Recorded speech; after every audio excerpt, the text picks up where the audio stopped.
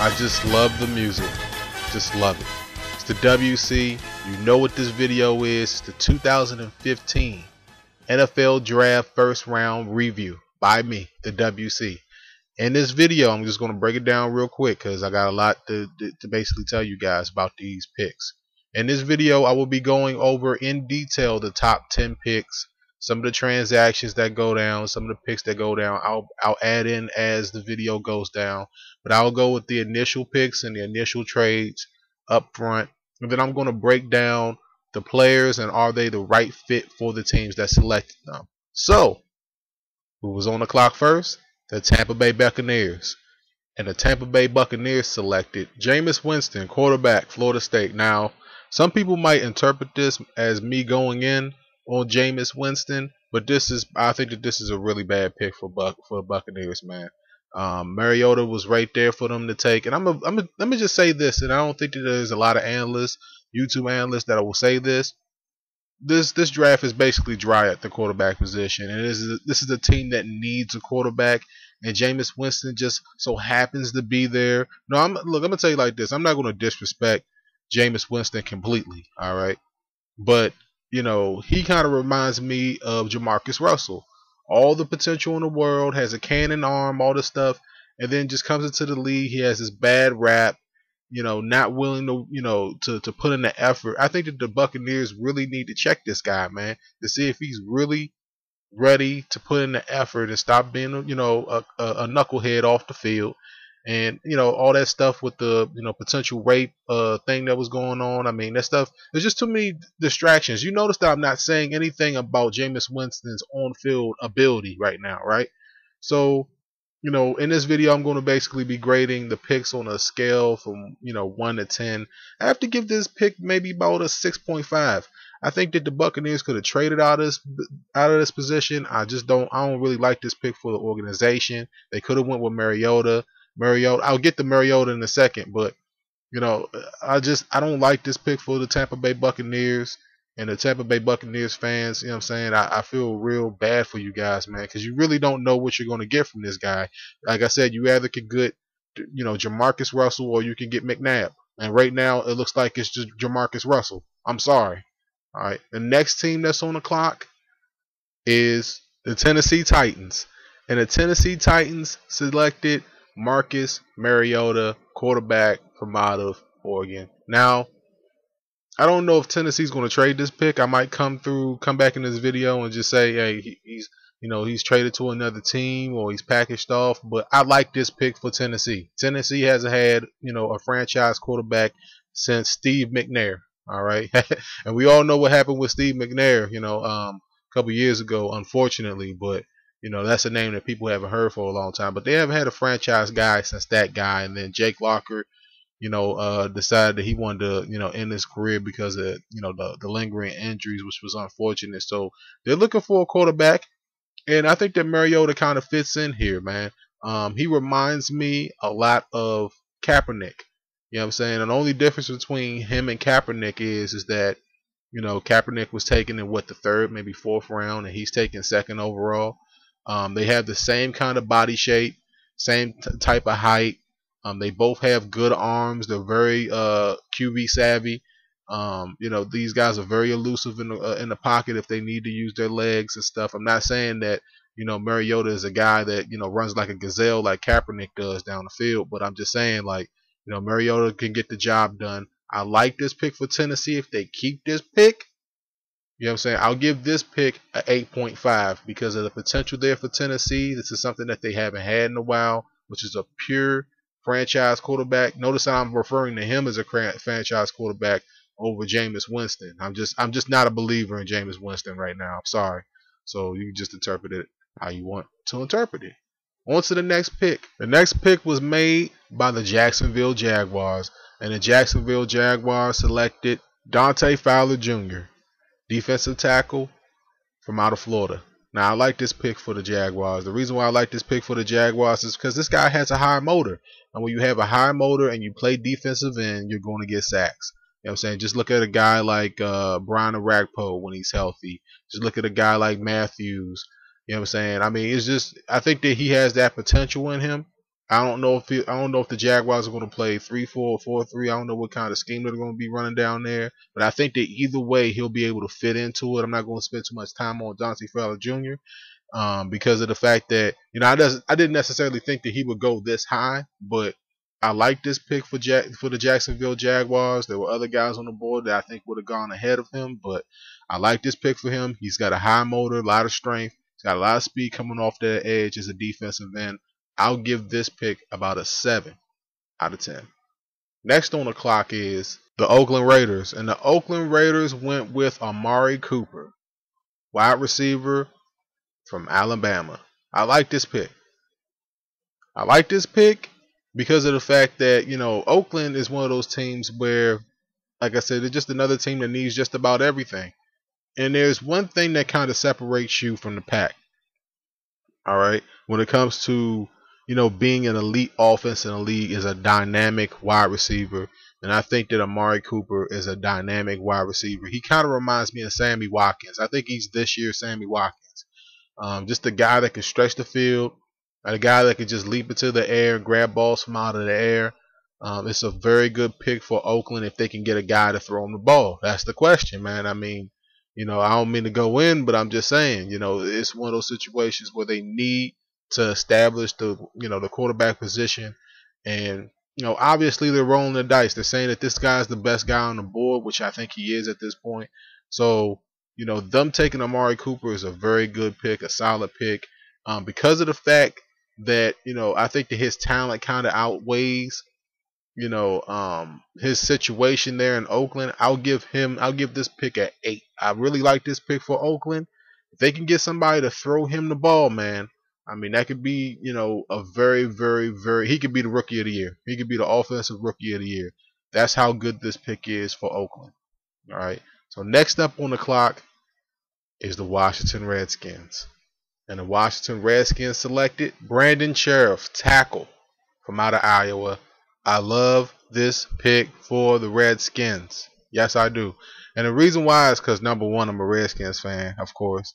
But, more in depth is because, this guy is a punisher, man. This guy is a bulldozer. If you're going to win in the NFL, okay, if you're going to win in the NFL, you need bookends.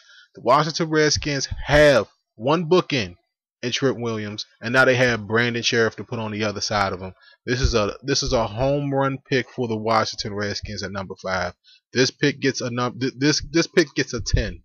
All right, and I know that it's going to sound like I'm a homer, but you have to understand, football is won in the trenches. You cannot win championships in the NFL without winning down low. All right, in the trenches. And the Washington Redskins are making that statement. With the new regime in the front office, they're making that statement. I love this pick. 10 out of 10 for the Redskins. Now, next on the clock is the New York Jets. And the New York Jets selected Leonard Williams, defensive end, UFC. Now, I really like this pick for the New York Jets because the New York Jets need a defensive identity, and I think that this guy can help them. Very good IQ, very good motor, just like Fowler, as I talked about earlier, with the motor, with the defensive ends, and the 3 techniques. This is something that guys that play down the trenches need.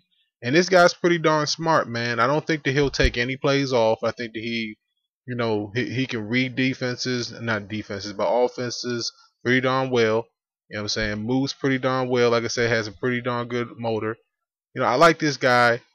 I think that this guy, they're saying that this guy has a very, very good upside, that he probably should have put ahead of Dante Fowler Jr. That he probably was the first, defensive tackle to be taken off the board. I kind of agree with that. But then again, like, I like Fowler's motor. I think that both of these guys have similar motors. But I think that overall, I think that Leonard Williams is the better overall football player. So for that, I'll give the Jets an 8 for this one. I like this pick for this team. I think that he drastically improves that defensive line, which needed work there in New York. So I'll give this pick about an 8 as my phone vibrates. That means that the next pick is up. And the next team that's on the clock is Chicago. And Chicago took at the number 7 position Kevin White, wide receiver West Virginia. Now, I like this pick for Chicago because we all know that Chicago got rid of Brandon Marshall and sent him to the last team that I just got talking about, the New York Jets. So I like this pick for Chicago, man. This guy is a burner. He can, he's very elusive in the open field. One thing that kind of concerns me about Kevin White is, will he be able to translate to the, to the next game? You know what I'm saying? And the reason why I have to ask that question is because of the fact that, if you watch West Virginia play, it's a lot of dink and dunk plays. It's a lot of wide receiver screens. Like if Philadelphia is drafting him, okay, I'm like, all right, he should definitely fit in. But Chicago is drafting this guy, and Chicago doesn't, run any of that stuff. So I don't know how he's going to translate to the next level. When you put him alongside Jeffries there in Chicago, I like the little dynamic duo that they got working on up there. I like this pick for Chicago. Well, but the thing is that he has all the tools. He has the height. He has the strength. He has the consistency. But I'm going to take a wait and see approach with this one. I'm going to give this one a 7.5 out of 10. Now next on the clock is the Atlanta Falcons. And Atlanta Falcons took Vic Beasley, linebacker, Clemson. Now I'm noticing a trend here with pass rushers in the first round that I'm not necessarily liking. Like, you know what I'm saying? I think that Leonard Williams for sure is the definite guy that deserves to be in the top 10. I'm looking at Vic Beasley and I'm saying I see the potential in Vic Beasley. I see the upside in him, but I don't know if this is the position that he should be drafted at. You know what I'm saying? I mean, it's one of those situations where, high motor, and we've seen these high motor guys come into the NFL and get shut down by guys like, Brandon Scherff. That's the reason why I like the pick for the Redskins. So it's just like if he can develop a little bit more of his game, develop maybe a spin move like like a Mathis or something like that, then I see this potential in this pick for Atlanta. But I think that this is more so of a developmental pick than it is in your face pick like maybe Leonard Williams was earlier in the first round. But I still like this pick for Atlanta. It's not a bad pick. See my phone vibrating again. It's not a bad pick for Atlanta. I'm going to give this pick a 7 out of 10 for Atlanta. There's a lot of potential there, but maybe it was a little bit early for him. So that's just how I see it. Next on the clock is the New York Giants. And the New York Giants took, with the 9th overall pick, Ereck Flowers, offensive tackle from Miami. Now, I like this pick for the Giants because, finding bookends at left tackle is one of the hardest things to do in the NFL. Now, he might not necessarily play left tackle or right tackle in the NFL. He might end up being a guard. But either way, when you draft an offensive tackle this high in the draft, it's just letting the rest of the NFL know that you're trying to make a statement. And, Ereck Flowers, I think, is a very, very good statement for the New York Giants. I don't know how many times Eli Manning got sacked last year. I don't know how many interceptions Eli Manning threw last year. All right, but I know that Odell Beckham had a pretty darn good year. But I know that Eli Manning did not have a superstar year, even though Odell Beckham had a great year. And when you add in an old tackle like Flowers into the situation, even though he might be a little bit raw, I don't know if he'll play guard or tackle or not. That's up to New York. But I like this pick for the Giants. I'm going to give this pick right here at number 9 a 9 out of 10. Pretty good pick. Next on the clock is the St. Louis Rams at number 10. And the St. Louis Rams took Todd Gurley, running back, Georgia.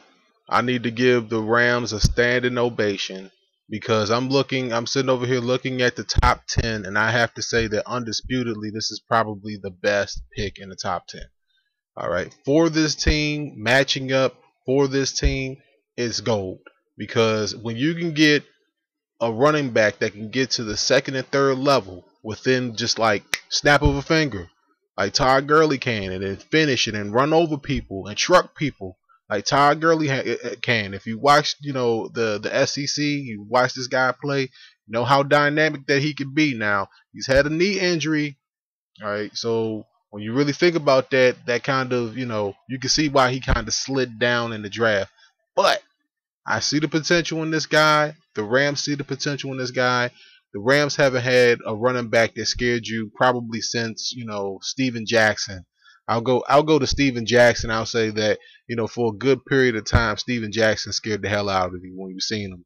All right. But, Todd Gurley is that guy that changes pace back that the Rams just need, that it just takes their offense just to a completely different level. You know what I'm saying? If they can get Nick Foles in there and Nick Foles can, perform at the level in which I think that he can. All right. So I'm definitely liking this pick. This is a home run pick for the St. Louis Rams. I think it'll work out for them. This is a 10 out of 10. No doubt. A home run pick. Now, the first round, I can't talk about every single pick in the first round. All right. So to kind of finish off this long video, I'm going to go over some guys that are still left on the board. Right around maybe 10 to maybe 15. And, right after I get done with this, I'm pretty sure they're going to get drafted. But here's a couple of guys in which I think that, their upside is pretty darn good. And whoever takes them in the draft is going to be in a very, very nice position. I'm looking at guys like, DeVante Parker, Danny Shelton, who should be going in the next couple picks out of the top 10. Melvin Gordon, Malcolm Brown, Waynes from out of Michigan State. I mean, guys, similar to that, and this is before the 11th and 12th and all these other picks that's coming up. But these are the guys that I'm looking at, and I'm saying whoever takes these guys within the next couple of picks, they should be good. They should be able to come in their rookie season and produce, and that's what the NFL draft is about. So far through the NFL draft, through the first top 10 picks, winners definitely the Redskins, definitely the St. Louis Rams. I'm definitely looking at the Giants as winners throughout the first couple of picks. I'm going to go with Tennessee as another winner. Oakland is a winner with their pick. I think that they hit it out the park with their pick. I'll go semi-winner on the Jets because I see the potential there. I mean, let me tell you like this. Almost everybody in the top 10 basically got a very, very productive player. But, there's a lot of questions about Jameis Winston. They're up there at the top. I'm just looking at them and I'm saying, I don't know what Tampa Bay is really getting themselves into with this guy. Like I said, he could be McNabb or he could be Jamarcus Russell. And we already know how that story ended. So let me know what you guys think of my review of the NFL draft first round top 10 picks, man. It's been a pleasure, man, doing this video again. If you took the time out of your life to listen to all 18, 19 minutes of this first round breakdown, let me know how you feel down below. Did your team pick in the first round? Did your team pick somebody in the top 10? Did I talk about the team that the player that your team basically picked? How do you feel about that pick? Can that pick come in and help your team get to the playoffs? Because that's basically what this is all about. So let me know how you feel down below. It's the WC, man. The music is playing in the background. It's so lovely. So lovely. And until next time, folks. As a matter of fact, until next year, folks. Peace out.